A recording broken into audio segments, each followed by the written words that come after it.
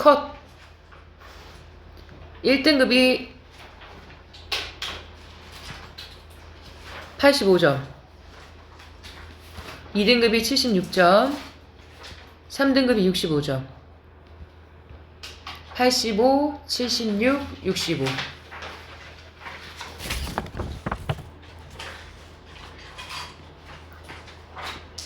그러면 문법 파트부터 봅시다. 주어가 스스로 동작이나 행위를 하는 것을 능동이라고 하고, 주어가 다른 대상에 의해 동작이나 행위를 당하게 되는 것을 피동이라고 한다. 피동. 능동문이 피동문으로 바뀔 때 능동문의 주어는 피동문의 부사어가 되고 능동문의 목적어는 피동문의 주어가 된다. 그래서 이거를 예를 들어서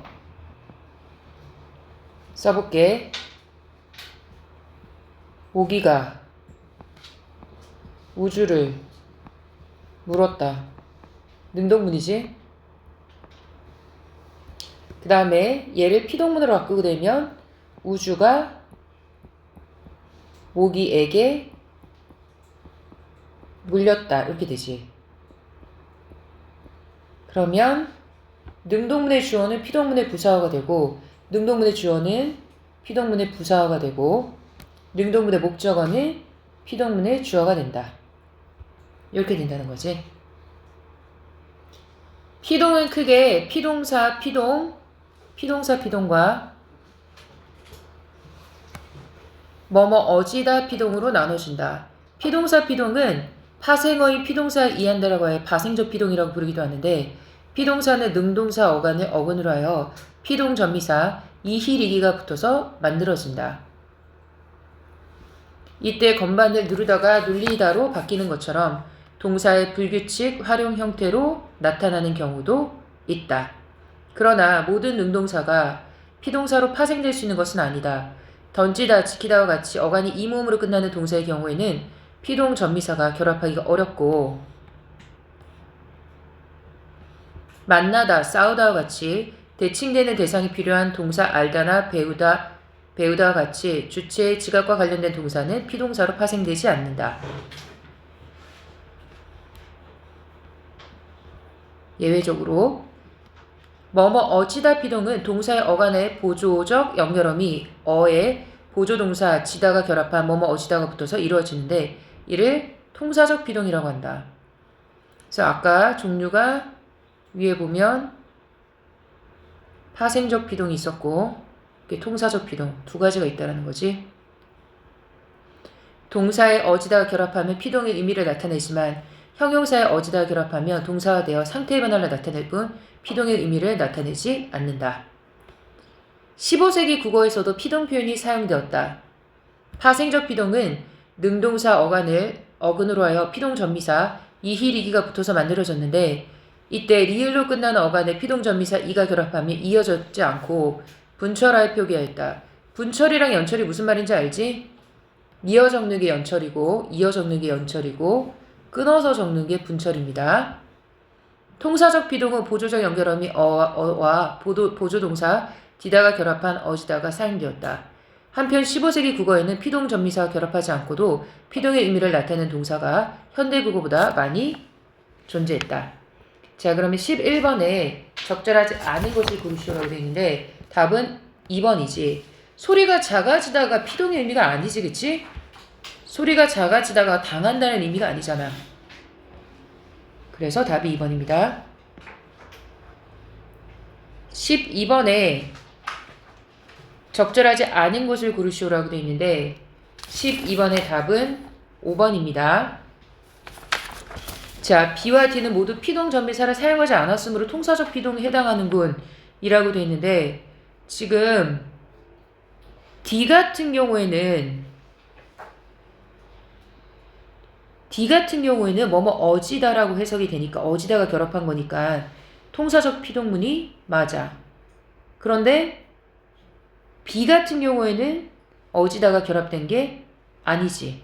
그러니까 B와 D는 이라고 했을 때 D는 맞지만 B 때문에 답이 되지 않는다. 그 다음 13번에 기억과 니은을 사례로 적절한 것을 고르시오 라고 되어 있는데, 우선 답을 먼저 얘기를 하면 답은 1번입니다. 자음군 단수나와 비음화가 함께 적용된 경우라고 했는데 간만이라고 하면 우선 얘 먼저 탈락되지. 그리고 비읍이 미음으로 바뀌지. 그러니까 자음군 단수나와 비음화가 함께 적용된 경우가 되는 거지. 그 다음에 니은에 자음군 단수나와 된소리 대기가 함께 적용된 거. 흑과라고 하면 자음군 단수나 되고 그 다음에 기억이 쌍기억으로 바뀌었으니까 된소리 대기가 적용이 된 거지. 그러면 2번 같은 경우에는 뭐가 적용됐냐? 1는 같은 경우는 우선 얘가 탈락되는 거지. 그러니까 자음군 단수나 적용됐고 그 다음에 뒤에 있는 니은이 리을로 바뀌었지. 유음화가 적용됐지.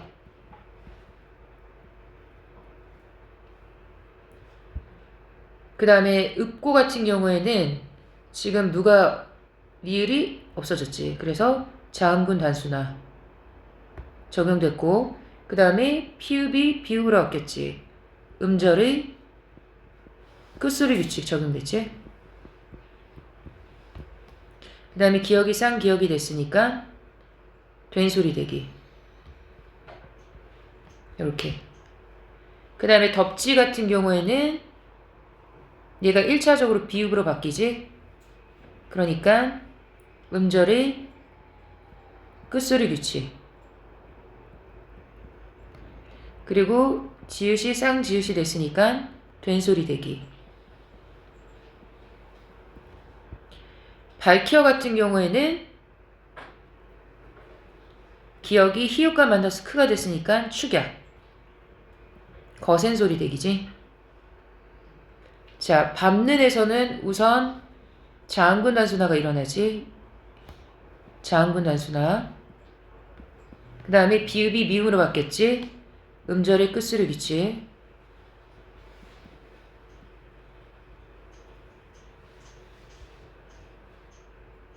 잠깐. 음절의 끝소리 규칙이 아니네. 보니까. 비읍이 미음이 됐으니까 이거는 비음화지. 비음화. 요렇게. 그 다음에 닭다 같은 경우는 쌍기억이 기억이 됐지. 음절의 끝소리 규칙이지.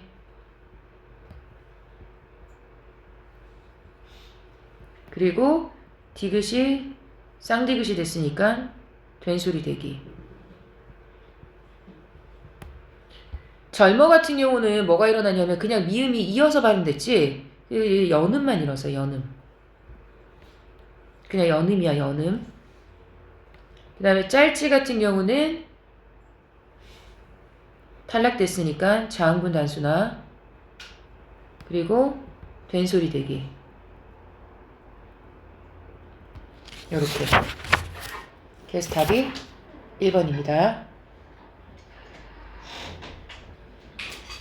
14번에 통사적 합성어랑 비통사적 합성어 구분하는 거 나왔는데 답은 4번입니다. 덮밥이라고 하면 덮은 밥, 연결어미 생략돼 있지. 높푸르다는 높고 푸르다, 연결어미 생략돼 있지. 그러니까 비통사적 합성어지. 얘네는 비통사적. 나머지는 통사적 합성어. 답 4번입니다. 15번에 적절하지 않은 것을 고르시오라고 되어 있는데 답은 5번입니다. 있는 대만이라고 했을 때 대라고 하는 게 있는 일을 얘기하는 거니까 여기에 해당되는 거지. 그러니까 의존명사 띄웠어야 되지. 답이 5번이 됩니다. 21번부터 24번까지가 지금 작품이 조세희의 잘못은 신에게도 있다 라는 작품인데 이건 난소공, 연작소설 난소공에 수록된 작품이지. 그래서 난쟁이가 쏘아 올린 작은 공이랑 내용이 이어지고 있습니다. 내용 자체가. 자, 첫 번째 더 보면 나는 아주 단순한 세상을 그렸다. 여기서 서술자가 영수입니다. 영수. 난소공에서 나왔다시피 매번 작품 그 장면이 바뀔 때마다 주인공이 바뀌지. 여기서는 영수가 서술자이다. 나는 아주 단순한 세상을 그렸다. 아버지가 꿈꾼 세상보다도 단순했다. 달에 가서 천문대 일을 보겠다는 것이 아버지의 꿈이었다. 달에 가서 천문대 일을 보겠다는 것은 현실에서 이루어질 수 없는 비현실적인 꿈이지. 비현실적인 꿈이지. 아버지의 꿈이었다. 그 꿈을 이루었다면 아버지는 50억 광년 저쪽에 있다는 머리카락 좌의 성운을 볼 수 있을 것이다. 그러나 불쌍한 아버지는 아무것도 이루지 못하고 돌아갔다. 몸은 화장터에서 반쯤의 재로 분해되고 영화 나는 물가에 서서 어머니가 뿌려넣는 재를 보며 울었다. 난쟁이 아버지가 라고 돼 있는데 여기서 단순히 육체적인 장애만 얘기하는 게 아니라 물질적으로도 굉장히 가난한 것을 상징하기 위해서 난쟁이 아버지로 설정을 했고, 그러니까 도시 빈민을 상징한다고 생각하면 됩니다. 도시 빈민. 아무것도 가지지 않는 도시 빈민. 난쟁이 아버지가 무기물로 없어져 버리는 순간이었다. 아버지는 생명을 갖는 순간부터 고생을 했다. 아버지의 몸이 작았다고 생명의 양까지 작았을 리는 없다. 아버지는 몸보다 컸던 고통을 죽어서 벗었다. 아버지는 자식들을 잘 먹일 수 없었다. 학교에도 제대로 보낼 수 없었다. 계속 가난했다는 거지. 우리 집에 새 것이라고는 아무것도 없었다. 충분한 영양을 섭취해 본 적도 없었다. 영양 부족으로 일어나는 이상 증세를 우리는 경험했다. 아버지는 열심히 일했다. 열심히 일하고도 인간다운 생활을 할 권리를 잃었다. 열심히 일했음에도 불구하고 인간다운 생활을 할 권리를 잃었다라는 것은 자본주의 구조적 모순이지.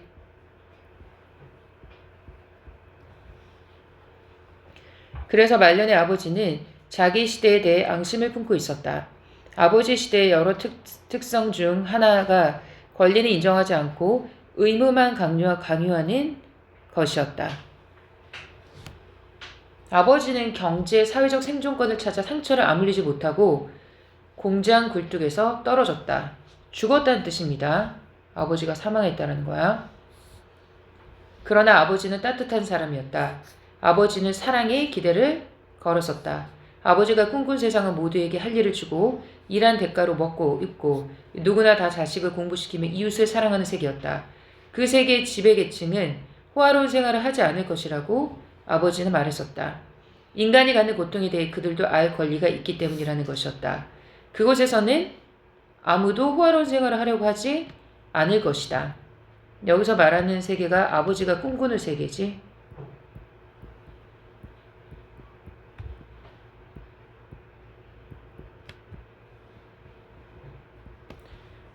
지나친 부의 축적을 사랑의 상실로 공인하고 사랑을 갖지 않은 사람의 집에 내리는 햇빛을 가려버리고 바람도 막아버리고 전기줄도 잘라버리고 수도선도 끊어버린다. 그런 집들에서는 꽃나무가 자라지 못한다. 날아들어 갈 벌도 없다. 나비도 없다. 아버지가 꿈꾼 세상이라고 계속 얘기를 하고 있지.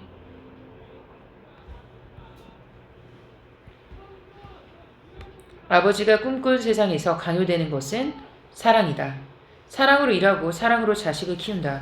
사랑으로 비를 내리게 하고 사랑으로 평형을 이루고 사랑으로 바람을 불러 작은 미나리아 제비 꽃줄기에까지 머물게 한다. 그러나 아버지가 그린 세상도 이상세계는 아니었다. 사랑을 갖지 않은 사람을 벌하기 위해 법을 제정해야 한다는 것이 문제였다. 법을 가져야 한다면 이 세계와 다를 것이 없다. 내가 그린 세상에서는 누구나 자유로운 이성에 의해서 살아갈 수 있다. 나는 아버지가 꿈꾼 세상에서 법률 지적이라는 공식을 빼버렸다. 교육의 수단을 이용해 누구나 고귀한 사랑을 갖도록 한다는 것이 나의 생각이었다. 그래서 아버지가 꿈꾼 세계와 나와의 차이점이 무엇인지에 대해서 지금 계속 서술하고 있는 거지, 이 부분에서는. 자, 근로자가 나오는데 이 근로자는 노동자 계급을 대변하는 거고, 사용자는 자본가 계급을 대변하는 거지. 아니에요. 궁금해서 모여 서 있는 거예요. 서로 무슨 일이 일어난다라고 해도 저희들은 하나를 잘못하게 되는 겁니다. 그러나 사용자는 달라요. 저희가 어쩌다 하나인데 비해 사용자는 날마다 10조강의 법을 어기고 있습니다. 문을 닫으세요. 양쪽 문을 다 닫으십시오. 얘들을 내보내면 안 돼요. 라고 돼 있는데 이 얘들은 누구를 얘기하는 거야? 노동자들을 얘기하는 거지.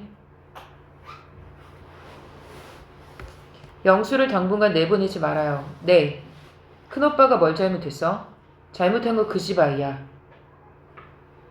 그 아이가 뭘 잘못했니? 아버지를 난장이라고 놀려댔어. 그 아이는 돌멩이를 던져 우리 집 창문을 깨뜨리지 않았다. 그 아이에게 잘못이 없어. 아버지는 난장이야. 그래서 나는 사흘 동안이나 밖에 나가 놀 수가 없었다. 나는 어머니의 실패에서 실패가 페일의 실패를 얘기하는 게 아니라 실을 감아두는 도구를 실패라고 하는 거예요. 여기서 바늘을 빼어 낚시 바늘을 만들었다. 불에 달구어 끝을 정확히 꼽으려 만들었다. 실을 두 겹으로 꼬아 초를 먹이고 그 끝에 바늘을 달았다. 어머니가 나가 놀아도 좋다고 한 날 나는 뒷산으로 달려 올라갔다. 긴 쌀이나무를 꺾어다 낚싯대를 만들었다. 그에도 가뭄이 들었다. 아버지는 날마다 펌프일을 나갔다. 방죽물도 바짝 줄었다. 나는 방죽 중간쯤에 들어가 낚시질을 했다. 내가 낚아올린 붕어는 벽돌 공장 굴뚝 그림자 속에서 팔딱팔딱 뛰었다. 아버지가 당신의 입으로 난장이라고 한 말을 나는 그래서 꼭 한 번 들었다. 어머니는 펌프가에 앉아 보리쌀을 씻다 말고 부엌으로 들어갔다. 나에게 무슨 일이 있었다면 어머니까지 돌아갔을 것이다. 나는 그날 밤 늦게 집으로 돌아갔다. 은강 전체가 저기압권에 들어 숨을 쉬기가 아주 어려운 밤이었다. 어머니는 꼼짝도 않고 앉아 있었다. 먼저 영희에 대해 묻고 영희를 물었다.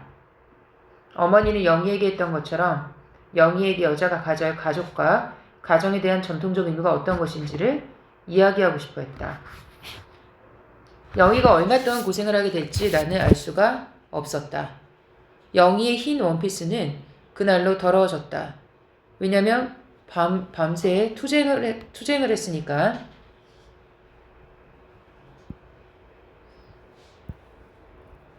밤새 투쟁을 해서 옷이 더러워진 거지. 영희는 하룻밤 두낮의 단식과 구호 그리고 근로자의 노래만 부르면 되었다. 나는 혼자 돌아왔다. 나는 그날 밤 아버지가 그린 세상을 생각했다. 아버지가 그린 세상에서는 지나친 부의 축적을 사랑의 상실로 공인하고 사랑을 갖지 않는 사람 집에 내리는 햇빛을 가려버리고 전기줄도 잘라버리고 수도선도 끊어버린다. 그 세상 사람들은 사랑으로 일하고 사랑으로 자식을 키운다. 비도 사랑으로 내리게 하고 사랑으로 평형을 이루고 사랑으로 바람을 불러 작은 미나리알 제비 꽃줄기까지 머물게 한다. 아버지는 사랑을 갖지 않은 사람을 벌하기 위해 법을 제정해야 한다고 믿었다. 나는 그것이 못마땅했다. 그러나 그날 밤 나는 나의 생각을 수정하기로 했다. 아버지가 옳았다. 라고 해서 자기가 이전에 아버지와 생각의 차이가 있었는데 아버지의 생각이 맞다라고 의견을 바꾸게 되는 거지. 모두 잘못을 저지르고 있었다. 예외란 있을 수 없었다. 은강에서는 신도 예외가 아니다. 라고 하면서 이 전체적인 내용이 억압받는 노동자, 비참한 삶과 이에 대한 저항이야. 저항. 이게 전체적인 내용입니다. 자, 그럼 21번부터 답 맞춰봅시다. 21번에 적절하지 않은 것을 고르시오 라고 되어 있는데 21번의 답은 2번입니다. 아버지는 자신이 난장임을 나에게 자주 말했다라고 되어 있는데 이게 틀렸습니다. 자주 말한 게 아니라 아버지가 난쟁이다라는 말을 딱 한 번 들었다라고 되어 있지. 아버지가 당신의 입으로 난쟁이라고 한 말을 나는 한 번 들었다라고 했어. 그래서 틀렸습니다.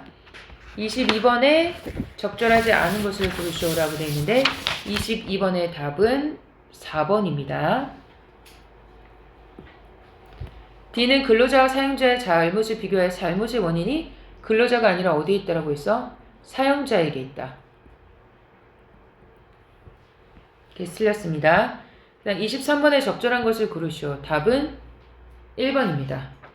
사랑을 기반으로 한 세상을 바라고 있다. 24번에 적절하지 않은 것을 고르시오.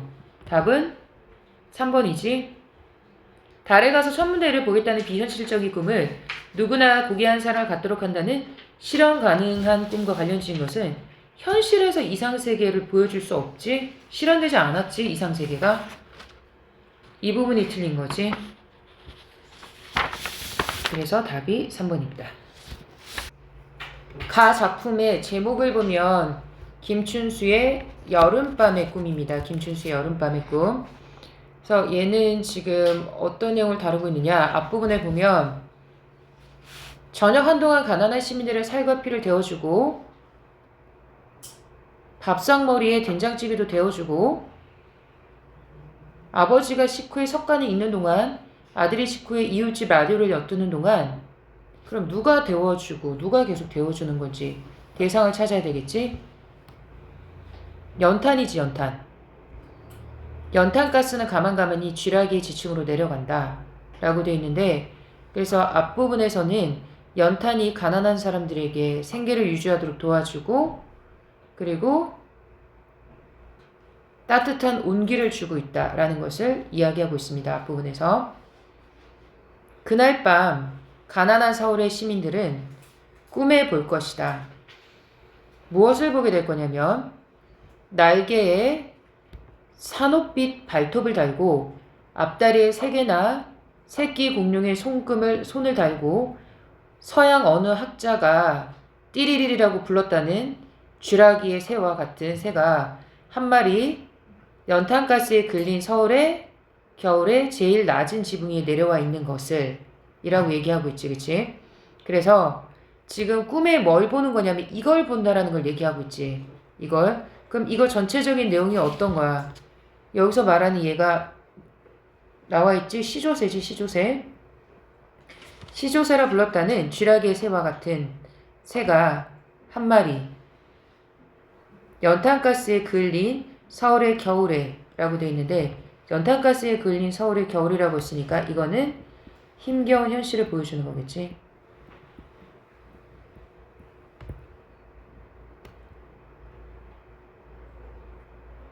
쥐라기의 새와 같은 새가 한 마리다 라고 얘기하는 것은 가난한 사람들이 추운 겨울에 따뜻하게 지내기를 바라는 화자의 마음을 보여주는, 이거는 위로, 위안을 주는 존재가 되겠지. 그래서 전체적인 내용은 도시 서민들의 삶에 대한 연민입니다. 그다음 두 번째 작품 봅시다. 개봉동 입구의 길은 한 송이 장미 때문에 왼쪽으로 굽고 굽은 길 어디에선가 빠져나와 장미는 길을 제 혼자 가게 하고 아직 흔들리는 가지 그대로 길 밖에 선다 라고 돼 있는데, 여기에서 이 작품에 대한 내용을 좀 이해하기 위해서는 오른쪽에 있는 보기를 좀 볼까?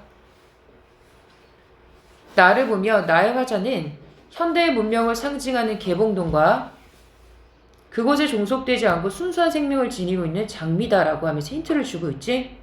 이 힌트를 가지고 작품을 해석해야 됩니다. 이렇게 가서. 그러니까 개봉동이라고 하는 것은 삭막한 현대 문명이구나. 그리고 장미라고 하는 것은 순수한 생명이구나. 그래서 두 가지가 서로 대조되는 소재구나.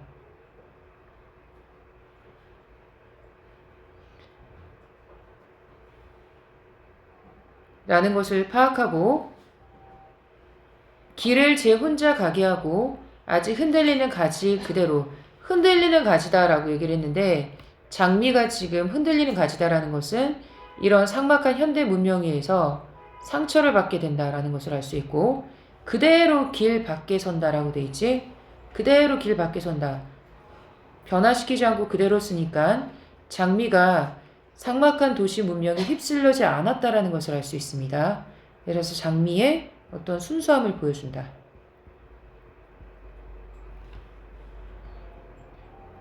보라, 가끔 몸을 흔들며 잎들이 자기 마음대로 시간의 바람을 일으키는 것을 장미는 이곳 주민이 아니어서 이곳 주민이다라고 얘기하는 것은 개봉동에 거주하는 도시인이 아니어서 시간 밖의 서울의 일부이고, 시간 밖의 서울이라고 하는 것은 여기를 벗어난 공간을 얘기하는 거겠지. 그대와 나는 사촌들 얘기 속의 한 토막으로, 사촌들 얘기 속의 한 토막이라고 하는 것도 세속적 삶을 얘기하는 거야. 세속적 삶. 비오는 지상에 어느 발자국이나 보인다 라고 되어 있는데, 비오는 지상도 마찬가지로 현실을 얘기하는 거고, 어느 곳에서나 어느 발자국이나 보인다 라는 것은 도시 문명에서 벗어나지 못한다 라는 것을 보여준다. 어디에서나. 말해보라. 무엇으로 장미와 닿을 수 있는가를, 여기서 장미라고 하는 것이 순수함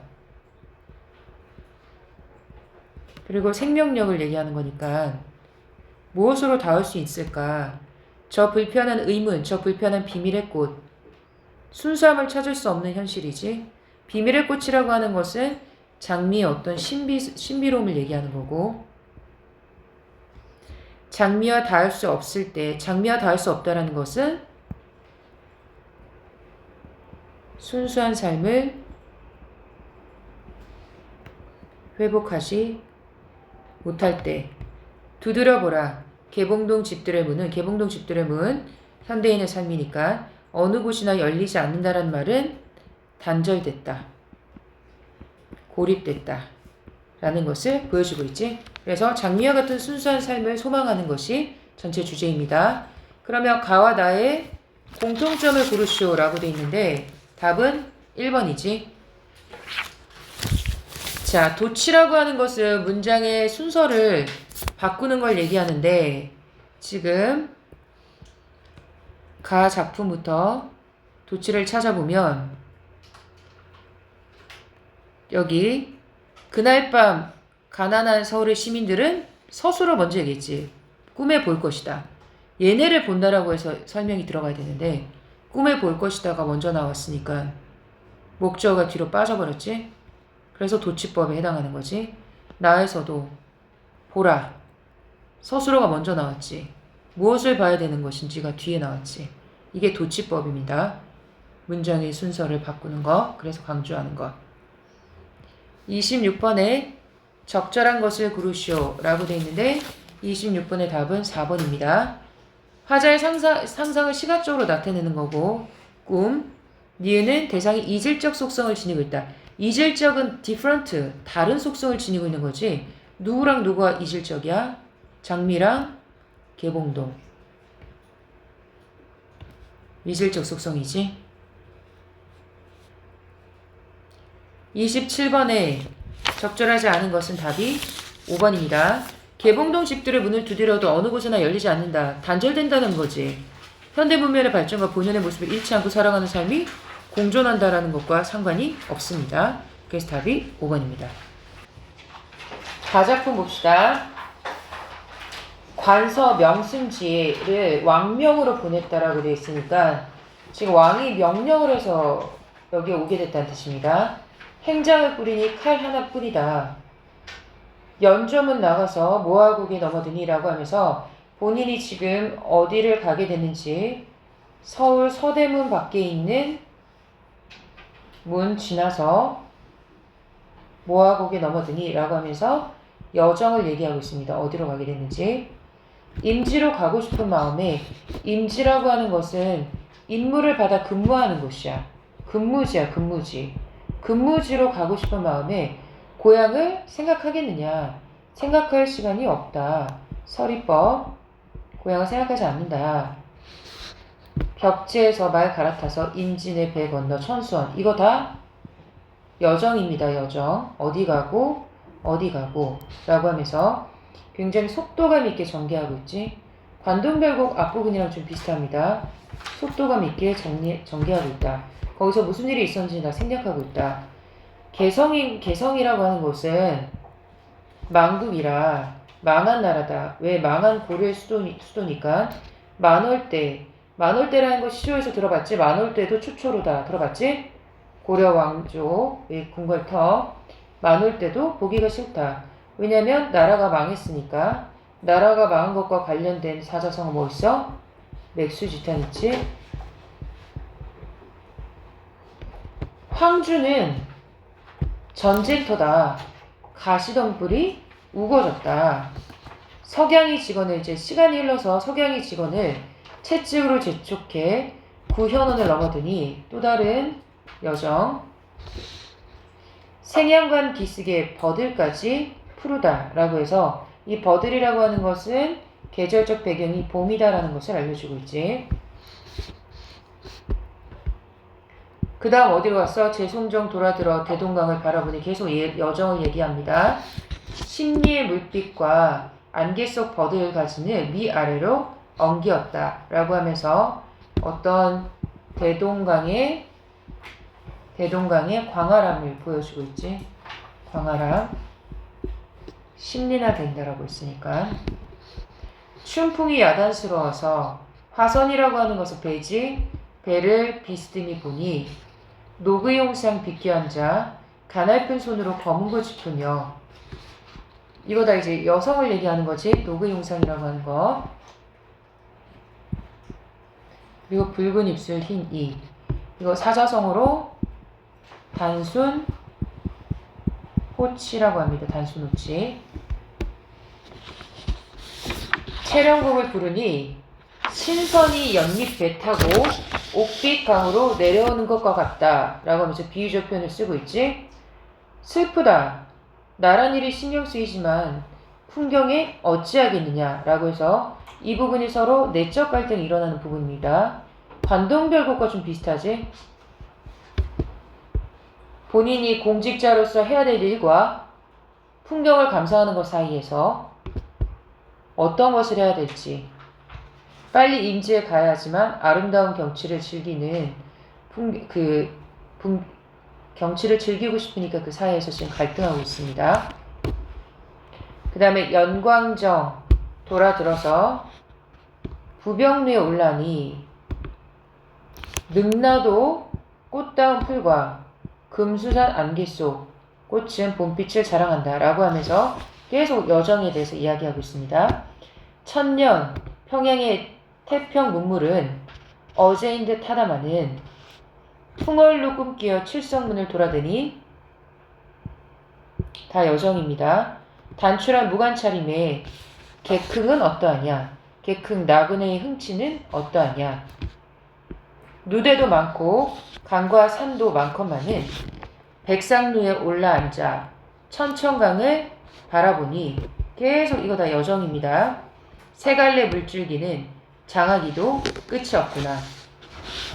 하물며 결승전 내려와 철옹성에 돌아드니 이것도 다 여정입니다. 구름에 닿은 성곽은 백리에 버려져 있고 여러 겹 산등성이는 사면에 뻗어 있다. 사방의 군사 진영과 웅장한 경관이 팔도의 으뜸이로구나 라고 하면서 여기서는 영탄법입니다. 영탄법. 동산에 배꽃 피고 진달래꽃 못다 진 때에 진영에 일이 없어 산수를 보려고 약산 동대에 술을 싣고 올라가니 술이 나오면 문학에서 술이 나오면 풍류야 풍류. 풍류를 즐기는 겁니다. 올라가니 눈 아래 구름 낀 하늘이 끝이 없구나 라고 하면서 영탄법. 백두산 내린 물이 향로봉을 감돌아서 천리를 비껴 흘러 대 앞으로 지나가니 구비구비 늙은 용이 꼬리치며 바다로 흐르는 듯. 형승이라고 하는 것은 풍경이 뛰어난가. 끝이 없다. 풍경인들 아니 보겠느냐 라고 하면서 관서지방의 아름다운 경치에 대해서 이야기하고 있는 노래이다. 다음 작품. 세상에서 산수를 얘기하는 사람들이 강동지방을 가장 좋은 곳이라고 하는데 나는 그렇게 믿지 아니하였다. 내 생각으로는 하늘이 물을 창조할 때 어디는 좋게 어디는 나쁘게 하라는 마음이 본래부터 없었을 터이니 어찌하여 한쪽 지역에만 후하게 있겠는가 하였다. 그러다가 남쪽 지방으로 다니면서 경치가 빼어난 곳은 모조리 찾아다니며 실컷 보았다. 그리고 천하의 좋은 경치라는 것이 아마 이 이상 더 나은 곳은 없으리라고 생각했다. 그런데 그곳을 떠나 동쪽으로 갔더니 명주가 어디냐면 강릉이야. 원주 일대 풍토가 특별히 달라지는데 산은 높고 물은 더욱 맑았다. 라고 해서 이 부분에 대해서 지금 사람들이 처음에는 강동 지방이 좋다라고 했는데 난 믿지 않았다라고 했지. 근데 여기서부터 뭐야? 감탄하고 있지. 산은 높고 물은 더욱 맑았다. 1천 봉우리와 1만 봉우리는 빼어나며 경쟁하는 듯하였다. 라고 하면서 강동 지역에 대해서 굉장히 감탄하고 있지. 중령에서 20여 리를 가면 당진이라는 물이 있다. 아래는 자갈이 마른데 모양이 모두 둥글고 반질반질하며 푸른 빛이 난다. 빛은 투명하여 물이 푸르게 보이며 잔잔하여 소리가 나지 아니하고 물고기 수백 마리가 돌 사이에서 장난을 하고 있다. 좌우편은 모두 어마어마하게 깎아세운 듯 산이 솟아서 만길이나 될 듯한데 붉은 바탕에 푸른 채색을 올린 것처럼 보인다. 벼랑과 골짜기의 모양은 요철 같아 움푹하기도 하고 불룩하기도 하여 두둑 같기도 하고 굴 같기도 하다. 기양하초 아름다운 대나무가 엇갈리게 자라서 그림자가 물 밑에 거꾸로 비친다. 라고 하면서 이 부분에서 지금 기억해야 될 것은 우선 그림 그리듯이 자세히 표현했으니까 묘사, 열거, 과장,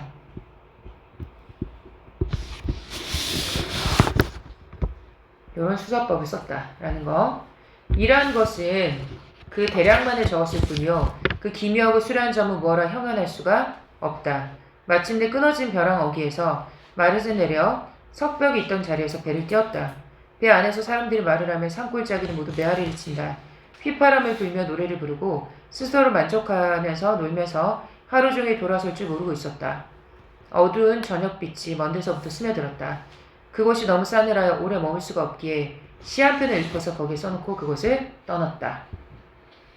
푸른 물 출렁출렁 쪽빛과 같은데 라고 되어 있는데 이 푸른 물이라고 하는 것이 당진의 물빛을 얘기하는 거지. 당진의 물빛. 물결에 비친 푸른 절벽은 험한 바위가 거꾸로 서 있는 것과 같다. 말리길 정처 없이 동으로 가는 나그네는, 여기서 말한 나그네는 화자 자신을 얘기하는 거지. 홀로 돛대 한 폭을 가을바람에 달고 간다. 돛대라는 것이 외로움을 보여주는 객관적 상관물. 내가 동쪽으로 가면서부터 수레바퀴와 말발굽을 끌고 다닌 곳이 많았으나 여기보다 경치가 더 좋은 곳은 없었다. 만일 서울 부근에 가까이 있었다면 놀기 좋아하는 귀족들은 이라고 하면서 귀족들에 대해서 약간 비판하는 태도가 드러났지. 반드시 하루에 1000냥이라도 값을 올려가면서 다투어 사들일 것이다. 먼 지역에 떨어져 있기 때문에 오는 사람이 적고 사냥꾼이나 어부가 여기를 지나지만 별로 거들떠보지 않는다. 이것은 반드시 하늘이 장차 여기를 숨겨두었다가 우리같이 궁하고 근심 있는 사람을 기다린 것일 듯하다. 명주의 남쪽 제를 건너서 북으로 해변에 이르니 조그만 성이 있는데 동산이라고 한다. 민가가 사는 촌락은 쓸쓸하고 매우 궁벽하였다. 라고 하면서 귀족이 사는 곳들과 굉장히 대조되는 거지. 그 성에 올라서 바라보니 어스름 저녁빛이 어둑어둑하여지는데 길 옆에 고기잡이하는 집에서 등불이 감을 그렸다. 사람으로 하여금 고향을 그리워하게 하며 고향을 떠나 서글픔에 쓸쓸한 감상이 일어나서 슬픔을 자아내게 하였다. 라고 하면서 마지막에 통가의 쓸쓸한 모습을 보며 자기의 처지를 생각하고 쓸쓸함을 느끼게 되는 거지. 자, 그러면 답을 맞춰봅시다. 38번에 적절하지 않는 것을 고르시오라고 돼 있지. 38번의 답은 4번입니다. 풍경을 과장되게 묘사하여 자신이 지난 삶에 대한 회한. 회한은 후회하고 한스럽다는 뜻이야. 후회하고 한스럽다는 뜻이야.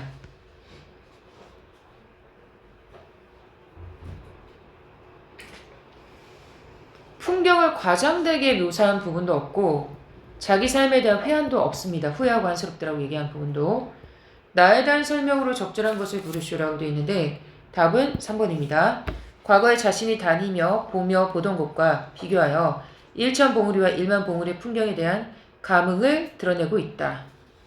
그 다음에 40번에 A와 B를 비교한 것으로 적절한 것을 고르시오. 답은 4번입니다. 동적인 자연물, 백두산에서 흘러내린 물. B는 정적인 자연물, 벼랑과 골짜기지. 그 다음에 41번에 적절하지 않은 것을 고르시오. 답은 3번입니다.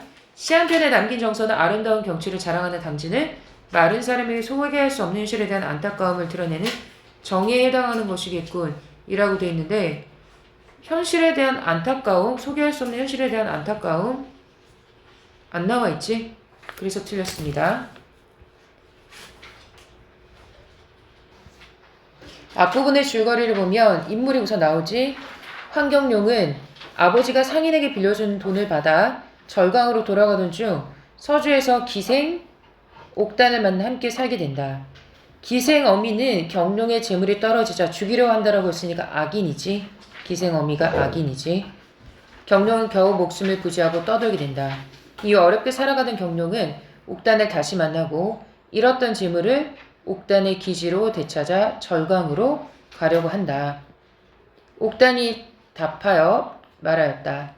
연려는 두 지아비를 섬기지 않는다니 만일 방법이 있사오면 목숨을 보존하거니와 만일 몸을 더럽히는 지경에 이른다면 죽겠습니다. 어찌 살기를 바랐겠습니까? 라고 하면서 굉장히 유교에서 말하는 지조와 정절을 중요하게 생각하고 있다. 그랬더니 경룡이 울며 이별하고 절강으로 향하였다. 옥단이 공자를 보내고 친방에 돌아와 시비는 여종입니다. 여종과 함께 약속하고 옷을 찢어 그 입을 막고 줄을 그 손과 발에 얽매고 침상 아래에 거꾸로 졌다. 여기서 보면 옷을 찢고 일부러 침상 아래에 거꾸로 진 거는 재물을 빼앗긴 것으로 보이기 위한 거짓, 그러니까 의도적 상황 설정이야.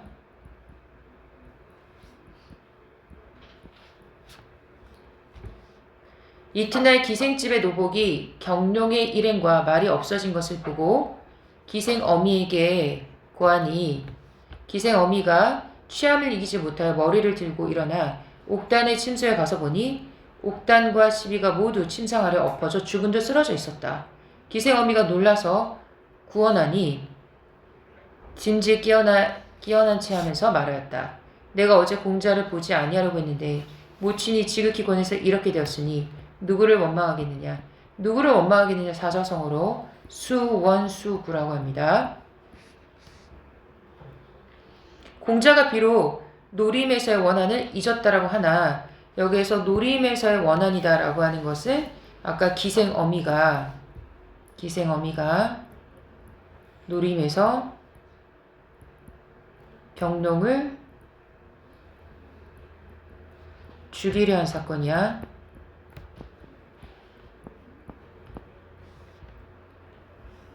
간밤에 취침할 때에 서로 합방치 아니함을 이상히 여겼더니 밤이 깊음에 가만히 그 종을 불러 들어와 금은 보화를 다 거두어 갔나이다 라고 하면서 거짓말하는 거야.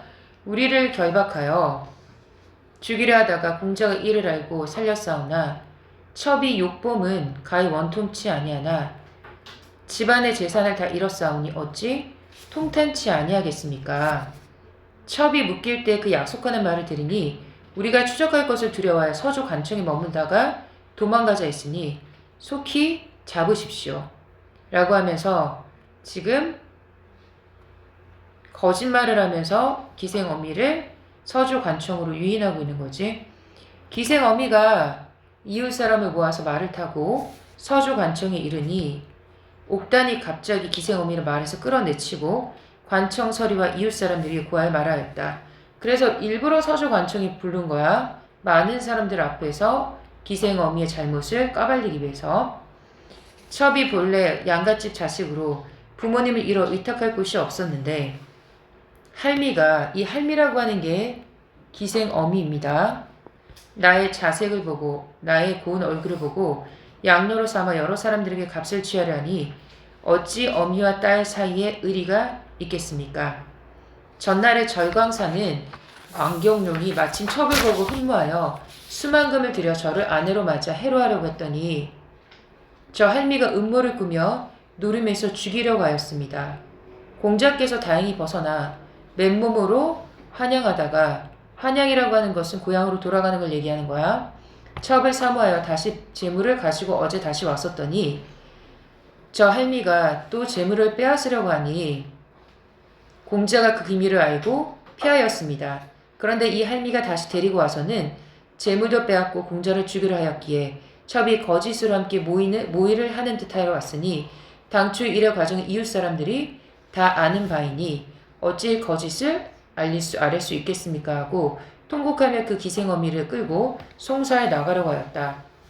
이 일은 이웃 사람들이 아는 바여서 밤사이 음모를 믿고 모두 옥단이 옳고 기생어미가 그르다라고 하면서 왕공자가 재물 훔쳐 도망갔다 거짓말하여 우리들에게 쫓아가자 하기로 왔사오나 만약 공자를 죽이고 재물을 빼앗으려는 사정을 알았으며 어찌 따라왔겠습니까? 서리들이 또한 노림의 일을 아는지라 모두 다 기생어미를 꾸짖어 도적이라고 말하고 옥단에게 권해 송사하게 하였다. 기생어미가 두려워하거늘 옥단이 말하였다. 할미가 비록 지아비를 죽이려는 음모를 꾸몄으나 지아비는 누구겠어? 경룡이겠지. 나를 길러준 애가 있으니 관하여 송사하진 않겠소. 그러면 나를 끝까지 수절하게 하여 협박하지 아니하겠소? 라고 하면서 협상을 하지 기생어미가 허락하거늘 옥단이 서류를 청하여 문서를 쓰고 이웃 사람에게 서명하게 하는 문서를 가지고 돌아와서 북내에 올라 시비를 불러 쌀을 빌어 조석으로 바치게 했다. 그 시비 또한 정성으로 쌀을 빌어 낭자를 구원하니 그 시비의 이름은 그 종의 이름은 난영이었다. 자색이 있고 성품이 타인을 더불어 즐기는 것을 좋아하지 않으니 옥단이 양갓집에서 데려온 종이었다. 기생 어미가 옥단을 해치고자 하나 이웃이 할까 염려하였다. 한편 전날 조씨 상인에게 금은을 받은 바가 있었는데 조씨 상인은 옥단을 어찌할 수 없음을 알고 금은을 돌려받고자 하였다. 기생 어미는 그 재물이 아까 몰래 약속하여 이리이리 하시오 하였다. 몇 개월 뒤에 기생어미가 옥단을 구박하여 말하였다. 네가 공자를 위하여 나를 배반하고 비록 내 집에 있으나 이익되는 것이 없으니 북루를 비우고 나가 살거라. 하고 옥단을 내쫓았다. 이에 앞서 기생어미가 마을에 있는 장사치 할미에게 많은 재물을 주고 비밀리에 약속을 했다. 옥단이 쫓겨나 시비 하나를 거느리고 돌아갈 것이 없어 길가에 앉아 통곡하니 길에선 할미가 그 까닭을 보고 거짓으로 우는 체하여 말하였다. 제가 늘 낭자가 정조를 지키려 고생스럽게 쌀을 빌어 입에 풀칠하는 것을 불쌍하게 여겼는데 입에 풀칠한다라는 거 사자성어로 호구지책이라고 하지. 호구지책. 이제 다시 쫓겨나 의탁할 곳이 없으니 누추한 내 집에 와서 머물도록 하여 하면서 거짓으로 유도하고 있는 거야. 낭자가 다행스럽게 여겨 감사하고 따라가 할미의 집에 거처였는데 한 달이 지나자 할미가 말하였다. 저는 낭자가 절개 지킴을 어여삐 여겼습니다. 하여 약간의 가산을 팔아 인마를 갖춰 낭자를 데리고 절강으로 가려고 합니다. 절강에 도착하면 능히 공자로 하여금 화환값을 치르게 하여 돌려보낼 수 있겠습니까? 옥단이 그 말을 다행히 여겨 감사함을 말하였다. 그렇게 해주신다면 어찌 힘을 다하여 갚지 않겠습니까? 할미가 허락하고 마부와 말을 내어 행장을 수습하여 나를 받아 길을 떠났다. 여러 날 말에 서주의 경계에 이르니 갑자기 사람들이 길을 막고 옥단을 에워싸고 구박하면서 데리고 갔다. 옥단이 할미를 불렀으나 간 곳이 없거늘 무리에게 말하였다. 무슨 이유로 너희가 나를 위협하여 데리고 가는 거냐? 조씨 상인이 시키는 대로 낭자를 맞이해 데려가는데 무슨 위협이 있겠소? 라고 하면서 여기서 지금 두 할미에게 속았다라고 돼 있지? 기생어미랑 장사치 할미 하고 말에서 떨어지니 무리들이 부둥켜 앉아 옥단을 말에다 태웠다. 자, 적절하지 않은 것을 고르시오 라고 돼 있는데 42번의 답은 2번입니다. 기생어미가 부모를 잃은 옥단을 위해 난영을 시비로 내어준 공간이다 라고 되어 있는데 지금 난영은 옥단이 기생집에 들어가기 전에 양갓집에서 데려온 종인 거지. 그러니까 기생어미가 부모를 잃은 옥단을 위해서 난영을 시비로 내줬다라는 것은 기생집이라는 것은 적절하지가 않지. 43번에 적절한 것을 고르시오라고 되어 있는데 얘는 답이 4번입니다. 44번에 적절한 것을 고르시오. 답이 5번입니다. 45번에 적절하지 않은 것을 고르시오라고 되어 있는데 답이 1번입니다. 옥단을 쫓아낸 기생어미와 쫓겨난 옥단에게 먹을 것을 제공한 장사치 않음이 다 악인인 거지. 선인이 아니지.